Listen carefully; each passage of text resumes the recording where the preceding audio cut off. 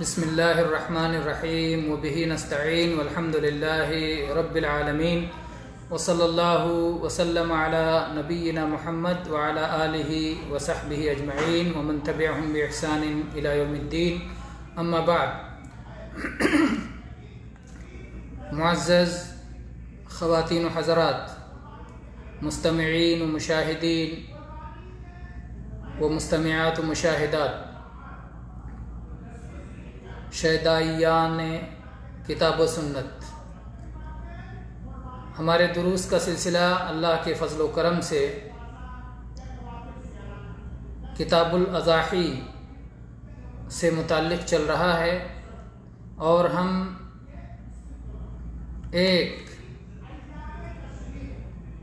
عصر حاضر کی نہایت قیمتی کتاب، جس میں تمام صحیح احادیث کو اکٹھا کر دیا گیا ہے، الجامع الکامل فی الحدیث الصحیح الشامل کو پڑھ رہے ہیں۔ کتاب الاضاحی الجامع الکامل فی الحدیث الصحیح الشامل سے پڑھ رہے ہیں۔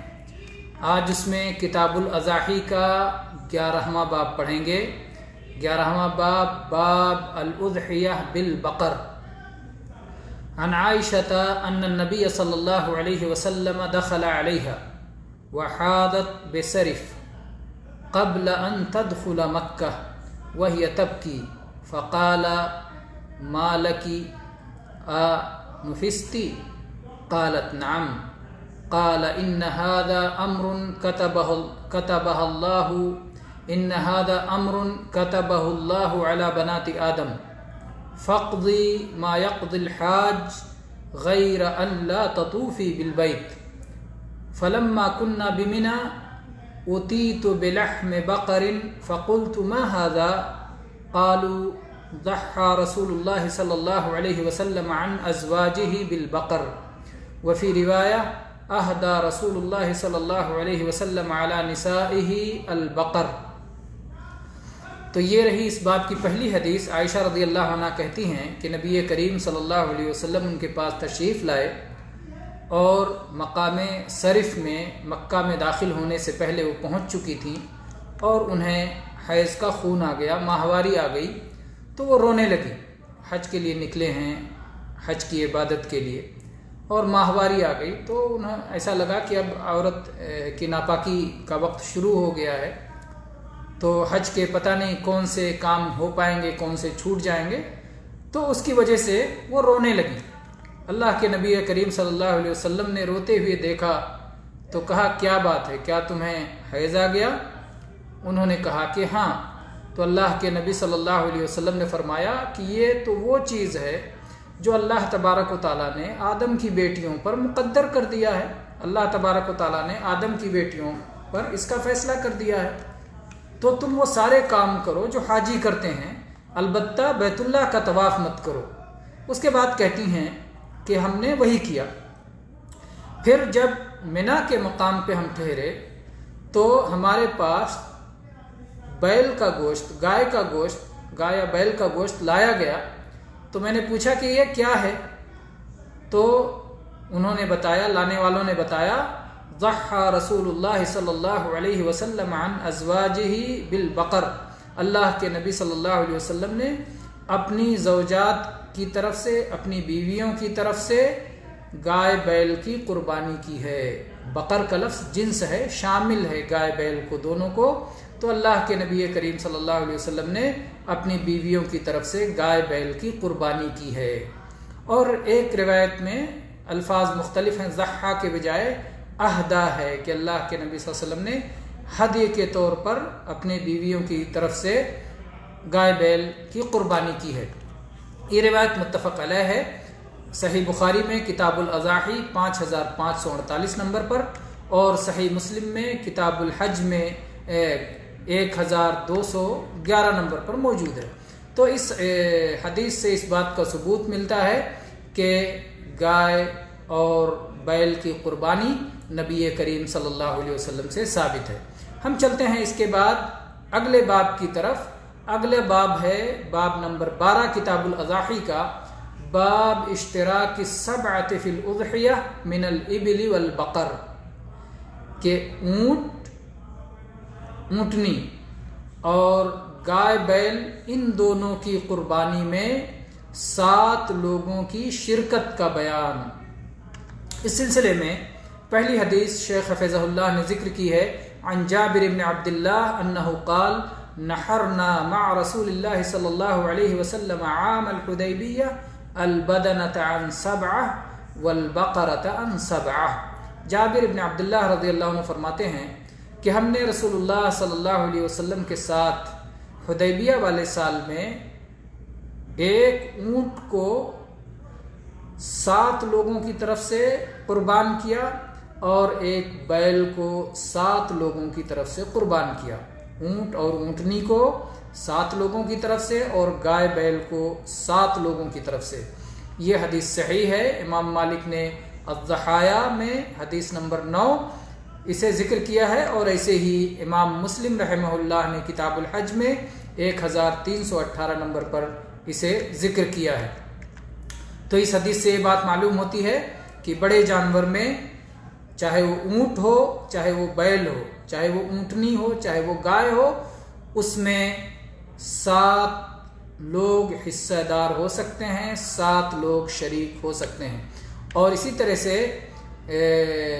امام مسلم نے یہ روایت ایک جگہ ان الفاظ کے ساتھ کی ہے، 351 نمبر پر کہتے ہیں جابر رضی اللہ عنہ خرجنا مع رسول اللہ صلی اللہ علیہ وسلم محلین بالحج، ہم رسول اللہ صلی اللہ علیہ وسلم کے ساتھ حج کا تلبیہ پکارتے ہوئے نکلے، فامرنا رسول اللہ صلی اللہ علیہ وسلم ان نشترک فی الابل والبقر کل 7 منا فی بدنہ، تو اللہ کے نبی کریم صلی اللہ علیہ وسلم نے ہمیں حکم فرمایا کہ اونٹ کا معاملہ ہو یا بیل کا معاملہ ہو، اونٹنی یا گائے کا معاملہ ہو، کہ ہم 7 لوگ ایک جانور میں شریک ہو جائیں۔ ہمیں اللہ کے نبی کریم صلی اللہ علیہ وسلم نے اس بات کا حکم دیا۔ اسی طرح سے جابر رضی اللہ عنہ کی یہ حدیث بھی ہے، عن جابر بن عبد اللہ رضی اللہ عنہ قال كنا نتمتع مع رسول اللہ صلی اللہ علیہ وسلم بالعمرہ فنذبح البقرۃ عن 7 نشترک فیہا، کہ ہم رسول اللہ صلی اللہ علیہ وسلم کے ساتھ عمرہ کرتے تھے اور اس کے بعد ہم 7 لوگ ایک ساتھ شریک ہو کر کے ایک بیل ذبح کرتے تھے، ایک بیل ایک گائے میں 7 لوگ شریک ہوتے تھے۔ یہ صحیح مسلم کی روایت ہے 1318 نمبر پر۔ اس کے بعد میں شیخ حفظہ اللہ ذکر کرتے ہیں ایک حدیث صیغہ تمریض سے، کہتے ہیں جہاں تک اس روایت کا معاملہ ہے جو عبداللہ ابن عباس رضی اللہ عنہما سے مروی ہے، کہتے ہیں کننا مع النبی صلی اللہ علیہ وسلم فی سفر فحضر الاضحى فاشترکنا فی البقرۃ 7 وفی الجزور 10۔ کہتے ہیں جو عبداللہ ابن عباس رضی اللہ عنہ سے مروی ہے کہ ہم لوگ نبی کریم صلی اللہ علیہ وسلم کے ساتھ ایک سفر میں تھے، تو عید الاضحیٰ کا وقت ہو گیا، تو ہم لوگوں نے بیل میں 7 لوگ شریک ہوئے اور اونٹ میں 10 لوگ شریک ہوئے۔ گائے بیل میں 7 لوگ شریک ہوئے اور اونٹ اونٹنی میں 10 لوگ شریک ہوئے، تو شیخ کہتے ہیں فہو شاذ، یہ روایت شاذ ہے، اور آپ جانتے ہیں کہ شاذ روایت یہ ضعیف حدیث کی قسموں میں سے ایک قسم ہے، گویا وہ قابل قبول نہیں ہے۔ اس بنیاد پر جو لوگ یہ فتویٰ دیتے ہیں کہ ایک اونٹ میں 10 لوگ شریک ہو سکتے ہیں، تو اگر یہ روایت ضعیف ہو جاتی ہے، شاذ ثابت ہوتی ہے، تو پھر وہ فتویٰ درست نہیں ہوگا، کیونکہ دلیل ہی ختم ہو جاتی ہے۔ چنانچہ شیخ کہتے ہیں یہ روایت شاذ ہے، اور اس کے بعد اس کے شذوذ کی وجہ بتاتے ہوئے تفصیل کرتے ہیں، کہتے ہیں کہ اسے امام ترمذی نے 905 نمبر پر، اور امام نسائی نے 4392 نمبر پر، اور امام ابن ماجہ نے 3131 نمبر پر، اور امام احمد نے 2484 نمبر پر، اور امام ابن خزیمہ نے 2908 نمبر پر، اور امام ابن حبان نے 4007 نمبر پر اسے روایت کیا ہے۔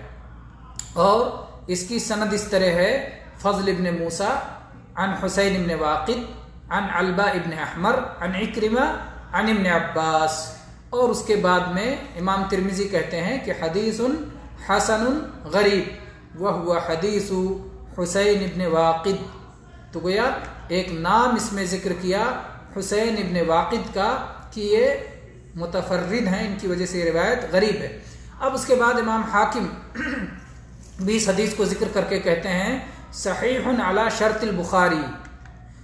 یہ امام حاکم اور امام ترمذی دو محدثین کا فیصلہ کہ حدیث حسن کہا امام ترمذی نے حسن غریب، اور امام حاکم نے کہا صحیح علی شرط البخاری. اس کے بعد شیخ اپنی تحقیق پیش کرتے ہیں، کہتے ہیں وفیہ نظر. اور امام حاکم نے جو یہ کہا کہ امام بخاری کی شرط کے مطابق ہے تو یہ محل نظر ہے، یہ قابل غور ہے. کیوں؟ اس لیے کہ حسین ابن واقد اور اکرمہ کے درمیان ایک شخص ہے علبہ ابن احمر. علبہ ابن احمر جیسا کہ آپ نے سند میں دیکھا، اور حسین ابن واقد یہ اکرمہ سے تدلیس کرتے ہیں. اکرمہ مولا ابن عباس سے ان کی ملاقات نہیں ہے اور یہ تدلیس کرتے ہیں. اور امام حاکم کے منہج کے مطابق تو اسے صرف امام بخاری کی شرط پر نہیں بلکہ بخاری مسلم دونوں کی شرط پہ ہونا چاہیے.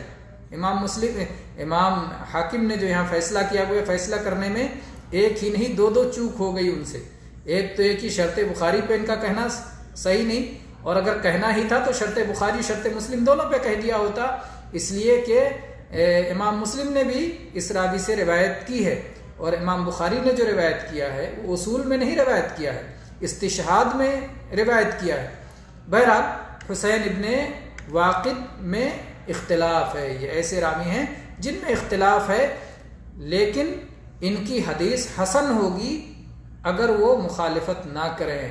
اور یہاں تو ان کی حدیث میں مخالفت پائی جا رہی ہے، نکارہ پائی جا رہی ہے. جو یہ کہہ رہے ہیں کہ اونٹ میں 10 لوگ شریک ہوں گے تو یہ بہت ساری احادیث کے خلاف ہے جس میں اونٹ میں 7 کی شرکت آئی ہے. تو یہ اپنے جو ہے بہت سارے ثقہ راویوں کی مخالفت کر رہے ہیں، لہٰذا ان کی یہ حدیث شاذ مانی جائے گی. اور پھر کہتے ہیں کہ یہی وجہ ہے کہ امام بیہقی رحمہ اللہ نے جب عبداللہ ابن عباس رضی اللہ عنہ کی یہ حدیث ذکر کی ہے تو آخر میں کہا حدیث ابی الزبیر اصح من ذالک، کہ ابو الزبیر کی حدیث اس سے زیادہ صحیح ہے. اور وقد شہد الحدیبیہ وشہد الحج والعمرہ واخبرنا بان النبی صلی اللہ علیہ وسلم امرهم باشتراک 7 فی بدنہ فہو اولا بالقبول. کہتے ہیں کہ ابو الزبیر عن جابر رضی اللہ عنہ سے روایت کرتے ہیں کہ جابر رضی اللہ عنہ حدیبیہ میں شریک رہے، حج و عمرہ میں شریک رہے، اور انہوں نے اس بات کی خبر دی ہے کہ نبی کریم صلی اللہ علیہ وسلم نے ایک اونٹ میں 7 لوگوں کے شریک ہونے کا حکم دیا. تو وہ روایت زیادہ قبول کرنے کے لائق ہے.